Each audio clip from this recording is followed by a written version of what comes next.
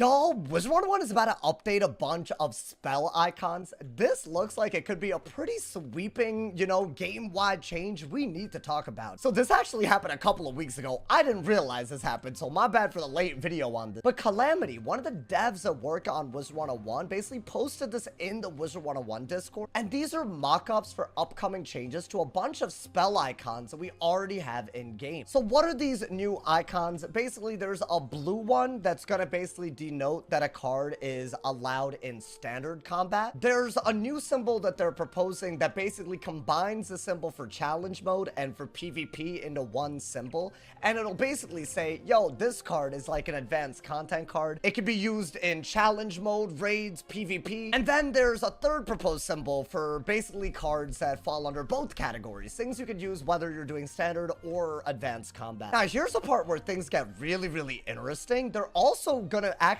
make sure that the player, especially casual players, see the standard mode symbol on every sigil. I think this is their long-term plan. And I think the logic is for people to confront these symbols as they interact with different parts of the game so much that it kind of becomes second nature. You see these symbols on the sigils, you see these symbols maybe when you're entering a raid or opening a raid portal, maybe you even see the symbol in the PvP kiosk. And then when you see a corresponding symbol on a card, you'll know, oh, okay, so this is a game mode where I could use this version of the card. Definitely an interesting idea, but I'm sure a lot of people are wondering, why are they even thinking about a change like this to begin with? And frankly, I think a lot of it comes down to both. There are so many symbols that there's actually just a lot of clutter on cards nowadays. And because I think they just have too many symbols that have to be interpreted way too much these days, right? If there's a no PvP symbol on a card, you have to know that you can only use it in standard mode. It's kind of like reverse logic. And then as if that wasn't confusing enough for the casual player, there's also spells that are only allowed in PvP to this day, right? They did remove the PvP only symbol from bottom pad Scions, which is a great first step,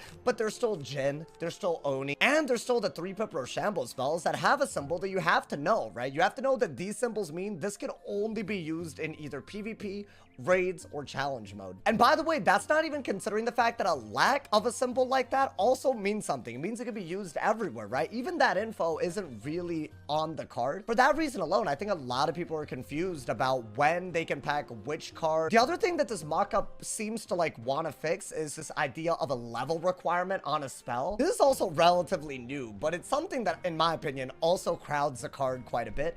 Many cards these days have a level requirement to use them in PvP, and you'll see them all over the place, right? That little 30 on the Evil Snowman, the 42 on the Thieving Dragon. Now, this is obviously a little bit less relevant when you're a max level because a level requirement doesn't affect you, but because they are trying to add low-level PvP, I'm sure they're trying to add vitality to it. They're going to be adding 2v2 and 3v3 with more spells, right? When you're adding all these game modes, you want to make sure that every level also feels like they can, approach the cards well. I feel like right now, the way they show it, it's not really that obvious what the 42 really means. I still don't think it'll be obvious with this new mock-up. Their intent, I guess, is to put it front and center at the bottom of the card art, what level you have to be to use the card. So here are my thoughts on this, right?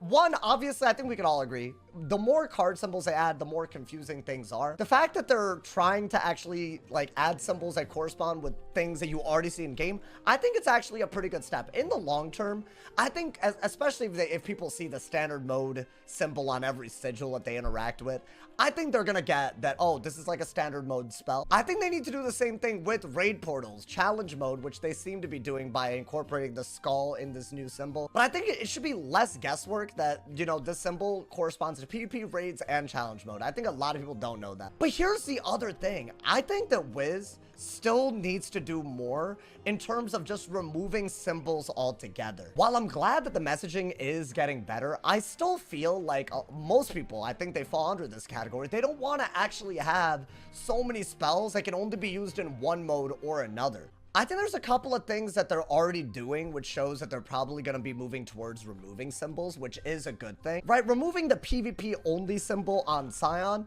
that's a big deal. I think it's only logical that eventually they're going to give us a way to remove the symbol on Jhin and Oni as well.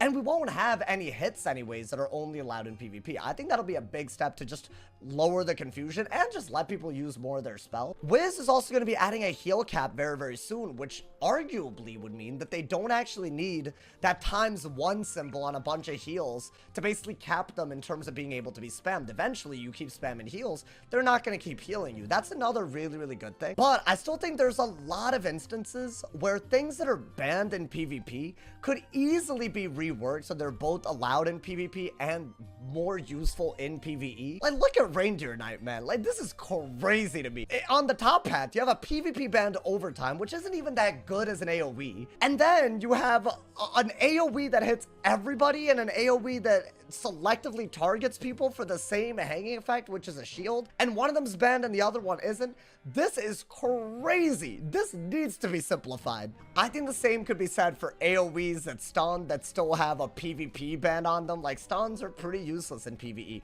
Why not remake this so it's allowed in both so people don't just have to like pay attention to begin with? There are obviously exceptions to this rule, right? There are things that are, you know, so powerful that I think it logically makes sense why they wouldn't be allowed in PvP because they're so good in PvE, right? Like Snowball Barrage, I don't think anybody wants this to change. So I guess, yes, it's not like obvious, you know, which class of spells to start with. It's not even just AoEs, for example. But it would be nice if, you know, things that are so good in PvE that logically they can't be allowed in PvP, it would be nice if those instances were few and far between, so more people don't have to be greeted with this ban card or any cluttering symbol to begin with, just to understand the game a little bit better. I think once they add these symbols to sigils and the card art, I think that should be their next step. I think make a, you know, a heal cap so you don't need that ×1 on a bunch of heal spells.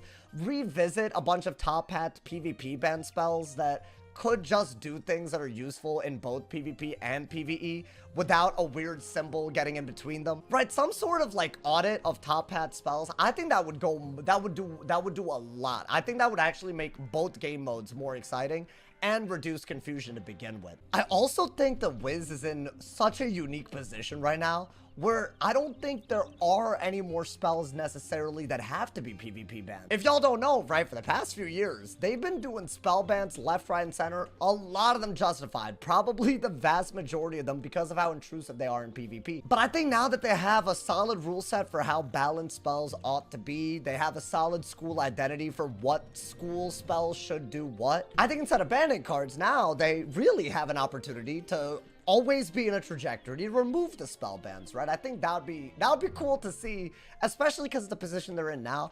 I'm not sure I could tell y'all what spell should be banned in PvP because it's either way above DPP or breaks school identity. I'm not sure a spell like that exists outside of maybe Poison and Frostbite, and even those, they're probably going to be changing to something else useful anyways. I feel like this is the time for Wiz to do something. But y'all, at the end of the day, I think the purpose of this mock-up is to clarify things, which is always good. And obviously, putting this in the Discord, they're very open to feedback, I'm sure. So please let me know what you guys think of, I guess, all of these upcoming symbols to cards and sigils. I think it's going to be a pretty different way of looking at how spells work. As always, I look forward to reading all of y'all's thoughts and comments. I have a feeling some people are going to hate this and some people are going to love it. So fight away in the comment section. Drop a like if y'all enjoyed. Leave a sub if you're new. I will make sure I'm on time when reporting on this type of stuff in the future because I was so late and I'm sorry about that. As always, y'all, stay awesome. See y'all soon. And yeah.